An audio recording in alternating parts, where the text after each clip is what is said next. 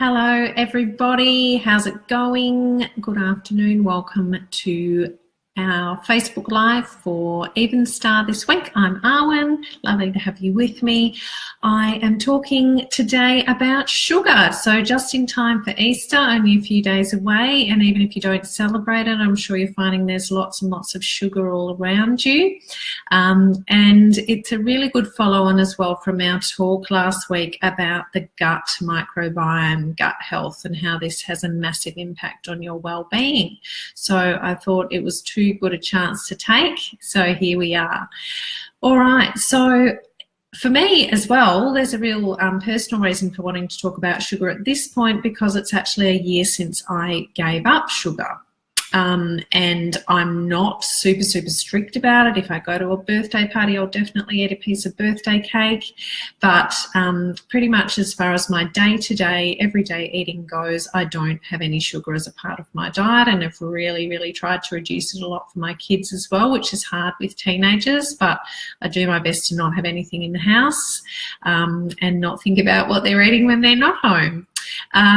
So it is a big moment for me to share with you, and I actually found it amazingly easy. I'm not going to talk about that whole process. I have talked about it before, and I have a blog about it, which is called That Sugar Blog. If you'd like to check that out on my website, I'll put a link to it in the comments below. So the tie-in with gut health was really important as well, as I mentioned before. So the first thing I wanted to talk about is the World Health Organization guidelines on sugar. So it's now been more than 3 years since they released a new guideline, and what that says is that the recommendation is that people reduce their intake of free sugars to less than 10% of their total energy intake, and with a strong recommendation to reduce it even to less than 5%. And that would equal about 25 grams, roughly 25 grams of sugar for most people, for the average person. So what are free sugars? What are they referring to? Pretty logical to go to the fact that they're referring to any added sugar that's been added to anything at all that you eat by a manufacturer, or even by yourself when you add sugars to things that you cook at home. But free sugars actually refer to any sugars that have been removed from the whole food that they naturally occur in.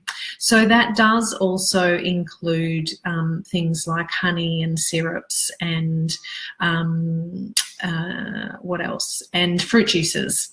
So if you're not consuming them as part of a whole food, so if you have an apple, that's fine, that's not considered a free sugar, but if you have an apple juice, then that's considered a free sugar. So the things that you consume as part of whole foods, and fruits are one that is very logical to everyone, and then the other one is dairy products. So there's a lot of natural sugars in dairy products, but also sugars occur in other things like vegetables and grains as well that we don't really think about. So that consumption of sugar, not a problem, not any subject to the recommendation by the World Health Organization. So really the biggest problem with sugar is hidden sugars. So the fact that manufacturers put lots of sugar into things to make it taste better. And this is really smart, because sugar is addictive.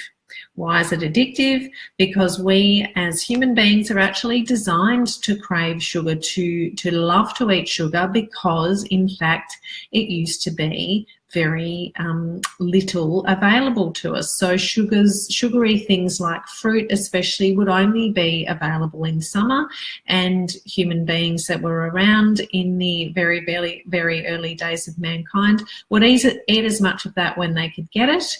And the body is actually designed to then store that sugar so that we can use it when we don't have it available to us, which of course again in the early days was in winter, when in fact there was not a lot of food of any kind available.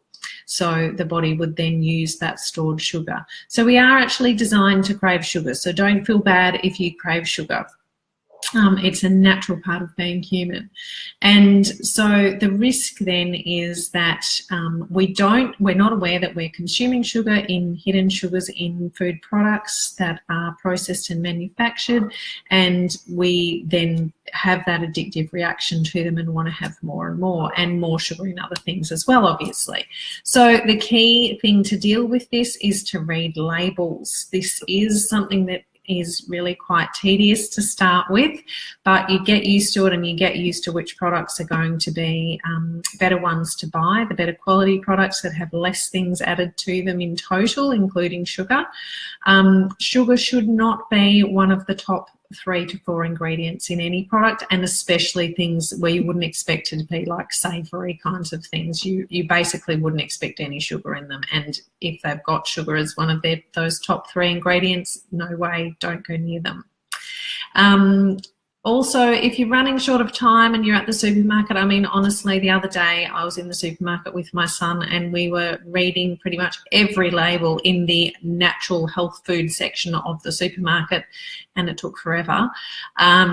If you don't have enough time to read labels, my quick tip is grab the most expensive variety of whatever it is you're after, because the more expensive, generally, the less additives it has, the less processed it is, and it's more expensive to manufacture, so the retailer is going to charge you more for it. So that is just a quick tip to avoid those hidden sugars a little bit, but really you do need to read labels wherever possible. So really the problem with our modern diet that results from all the really fast, heavily, highly processed foods that are around us and make it so easy to grab something to eat, which is in fact not a real food, is that many, many people are actually starving. Starvation is really prevalent. People who are overweight can still be starving because their bodies are completely not availing themselves of nutrients. So their bodies do not have nutrients available to them because they're not eating nutrient-rich foods.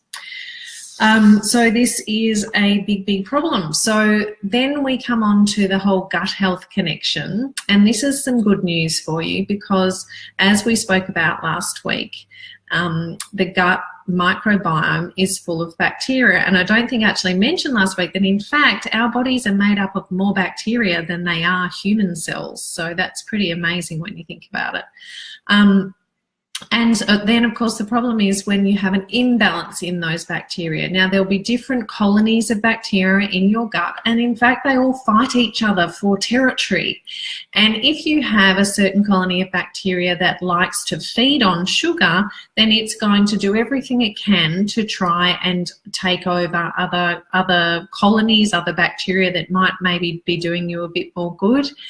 And how it does this is it actually sends messages to your brain. So this is in the form of toxic chemicals that are released and send messages to the brain, as we spoke about last week, through the enteric nervous system, to tell your brain that you want to eat sugar, because in fact that bacteria wants to eat sugar because that's how it's going to grow and multiply.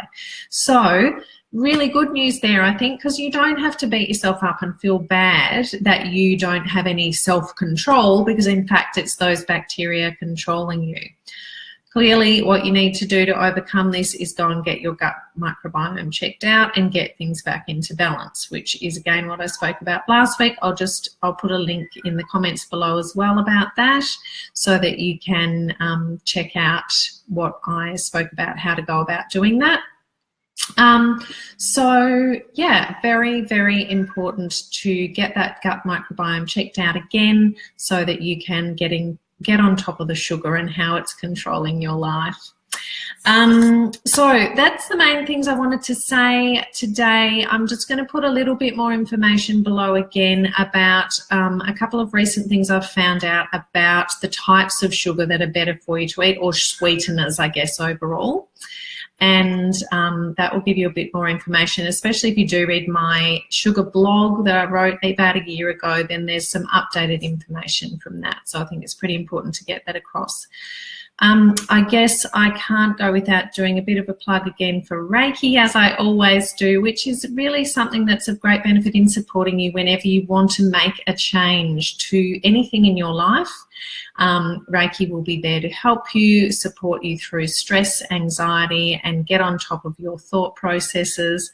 So it's something that if you do want to make a change, it's going to be of great benefit to you. If you've got any questions or there's anything you would like to know about that, then please get in touch with me. And I hope you have a fabulous Easter. Choose wisely, avoid sugar wherever possible, and be well. Bye.